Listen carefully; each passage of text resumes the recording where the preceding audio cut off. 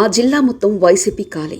ఆంధ్రప్రదేశ్లో ఏడాది జరిగిన సార్వత్రిక ఎన్నికలలో వైసీపీ చిత్తుచిత్తుగా ఓడిపోయింది.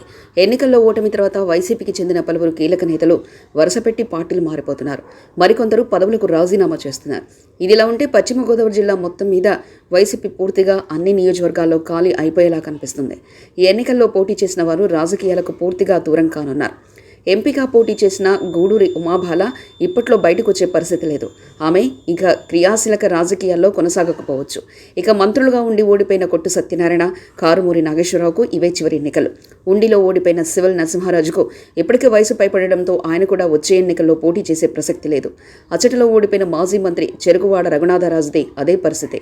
ఆయనకు కూడా ఇవే చివరి ఎన్నికలు కావడం విశేషం. ఇక పాలకొల్లులో తొలిసారి ప్రత్యక్ష ఎన్నికల్లో పోటీ చేసిన గూడాల గోపి ఇప్పటికే ఆర్థికంగా చాలా నష్టపోయారు. దీంతో వచ్చే ఎన్నికల వరకు ఆయన రాజకీయాల్లో ఉండి మరోసారి వచ్చే ఎన్నికల్లో మంత్రిగా ఉన్న రామానాయుడు మీద పోటీ చేస్తారా అంటే సందేహమే అని చెప్పాలి. నరసాపురం నుంచి పోటీ చేసిన మధునేని ప్రసాదరాజు మాత్రమే జిల్లా మొత్తం మీద వైసీపీకి ఆశాకిరణంగా కనిపిస్తున్నారు. భీమవరంలో ఓడిపోయిన మాజీ ఎమ్మెల్యే గ్రంథి శ్రీనివాస్ సైతం ఇవే చివరి ఎన్నికలని చెప్పుకున్న పరిస్థితి.